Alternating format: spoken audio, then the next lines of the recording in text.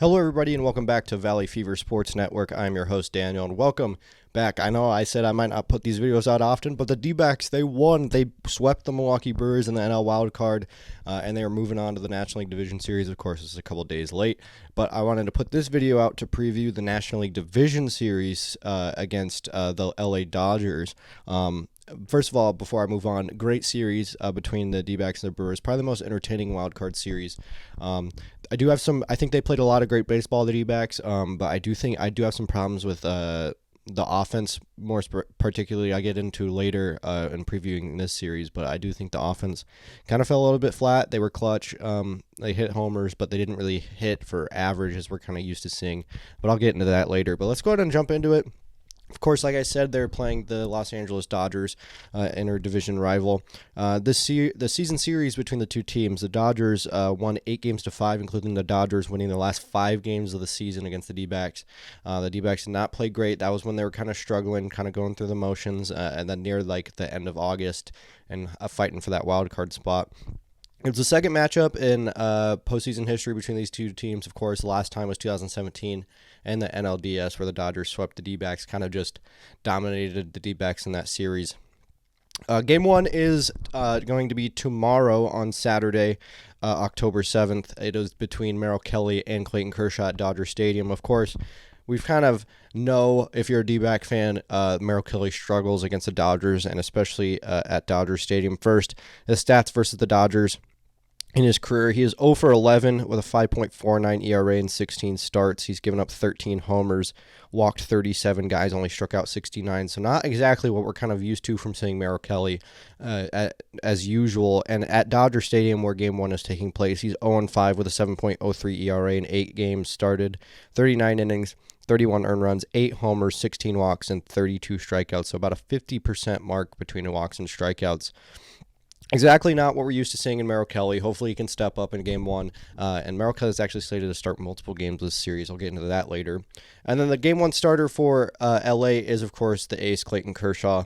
At Dodger Stadium this year, he's 7-1 with a 1.58 ERA. Started 10 games there this year. 57 innings, 10 earns, 8 homers. So he does have a little bit of trouble with the long ball. 11 walks and 64 strikeouts for Kershaw. And this year he's kind of dominated the D-backs. 2-1, 3.18 ERA in 3 games against the D-backs this year. 17 innings, 6 earns. He has had trouble with the homer as well against the D-backs. 4 homers, 5 walks, 18 strikeouts. Now let's go ahead and dive into those games a little bit. Kershaw, he started 3 games, including the third game of the season where the D-backs opened in LA. Clayton Kershaw went 6 innings, 4 hits, 1 earned, 9 strikeouts, gave up a homer. So he kind of did really well in his first game. And then a couple days later, he started in Arizona. He went 6 innings, 7 hits, 4 earned, 2 walks, 4 strikeouts. He ended up losing that game. So the Diamondbacks have beaten Kershaw this year, but that was at home. And then in August, he started again at Dodger Stadium. He went 5 innings, 3 hits, 1 earned, 3 walks, 5 strikeouts. So he has kind of struggled his last 2 starts with walking D-backs. If that happens in Game 1, that'll be huge. Of course, starting the running game in LA. And then Merrill Kelly as well started 3 games, started the second game of the season. He went 4 innings. He got the win. He only went 3 2/3. He had 3 hits, 4 walks, 4 strikeouts. So again, he kind of struggled, did end up getting the win as the D-backs won 2-1. That was in LA. And then his second start against the Dodgers was April 6th, so a couple days later. He went 5 2/3, 6 hits, 2 earned, 4 walks, 4 strikeouts. So again, has struggled a lot with walks against the Dodgers this year, and including in his final start where he went 6 innings, 6 hits, no earned runs, 2 walks, 2 strikeouts, but he did end up losing that game 2-0. So again, Merrill this year has done better against the Dodgers. He did lose 2 of his games, including the last 2, but he did do really well in the last game, just lost because of the bullpen. And then key players for this Dodgers team against Merrill Kelly this year. Mookie Betts is 1 for 9 against Merrill Kelly this year, and Freddie Freeman's 2 for 11. That's huge because if Merrill Kelly can continue to stop Mookie Betts and Freddie Freeman, that'll be huge. Of course, this Dodger lineup, there's offense all over the place. Max Muncy, Will Smith, JD Martinez, David Peralta, all over the place. So you can't really escape the offense, but if you can shut down Mookie Betts and Freddie Freeman, you're giving your team a pretty good chance. And then this year, Corbin Carroll was 4 for 7 with 2 homers off Kershaw. That's really impressive considering Clayton Kershaw does perform really well against lefties. So Kershaw has some trouble with Corbin Carroll. That'll be huge again. And then Christian Walker as well has had some dominance over Clayton Kershaw in his career. 34 at-bats, 10 hits, 5 of them being homers, and 8 RBIs, and batting .294 with an OPS over 1,000. So, again, Walker and Carroll, huge stats against Clayton Kershaw. Let's see if they can do that. Projected starters for the series, we do not know most of the starters, but we do know Game 1, Merrill versus Kershaw, as I went over. Game 2, Zach Gallen versus the rookie Bobby Miller. And then Game 3, we have a possible matchup of Brandon Pfaadt versus Lance Lynn. Of course, some of these have not been confirmed yet by either Dave Roberts or Torey Lovullo, but this is what the belief of the series is going to go down. And then after that, because of how the way days off work, Merrill Kelly and Zach Gallen will get another start in a possible Game 4, Game 5. It is huge that the D-backs will not be seeing Dustin May, Walker Buehler, or Julio Urias this series because they have dominated the D-backs over their career. Dustin May this year went 13 innings, only gave up 1 run against the D-backs. Julio Urias in his career, only 1.41 ERA against Arizona, and Walker Buehler has a career ERA of 2.07. So huge, of course, Buehler and May dealing with injuries, and Urias obviously away from the team due to his domestic violence scandal. Of course, the Game 2 matchup, possibly Zach Gallen versus Bobby Miller. Of course, Zach Gallen, 17-9 this year, 4.41 WAR, and then Bobby Miller, 2.1 WAR, and he went 11-4 this year, so that's pretty impressive, 3.76 ERA. Zach Gallen had 2 starts against the Dodgers this year. He went his first ever game of the season, the opening day. He went 4 2/3, 6 hits, 5 earned, 3 walks, 7 strikeouts, no homers. So a kind of rough start. That was at Dodger Stadium. And then August 28th, so almost near the end of the season, at Dodger Stadium again, he went 5 innings, 5 1/3, 9 hits, 6 earned, 3 walks, 3 strikeouts, 4 homers. Really struggled with the homer in that game at Dodger Stadium. He lost both of those, and it wasn't even close. 2-8 on opening day, 4-7 in August. Bobby Miller versus the D-backs, he had 2 starts at one at Dodger Stadium and 1 at Chase Field. First start was on August 9th, where he went 6 innings, 4 hits, no earned runs. He walked 4 and 4 strikeouts, did not give up a homer, did not give up a run. He won that game 2-0. And then later in August, he went 6 innings, 7 hits, 4 earned, 2 walks, 4 strikeouts, gave up a homer.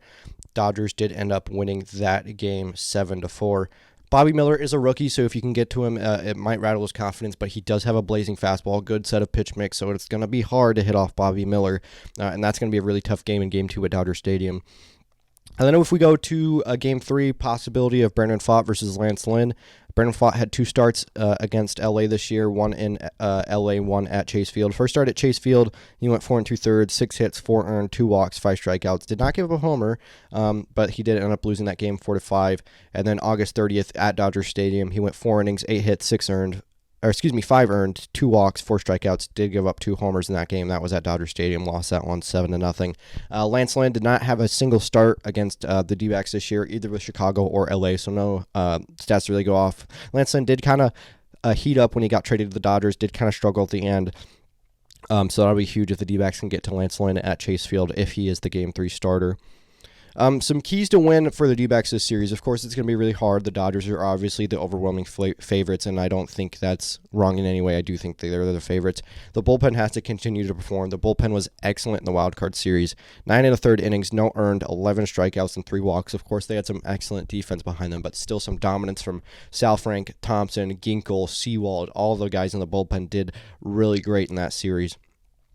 Another key is the offense has to perform better. Of course, they did win the series. They did put up some big numbers thanks to the long ball, but they only batted .227 in the wild card, which is horrible. They cannot bat that low against this Dodgers team, or else they will lose.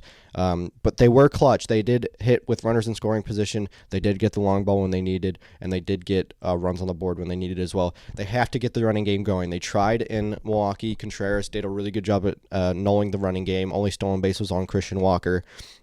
Will Smith gave up 72 stolen bases, only caught 19, which is the 19% caught stealing rate, so that's really good for the D-backs. If they can get the running game going, it'll be huge. Of course, the problem is Clayton Kershaw is a lefty, so he can kind of control the running game on that his own.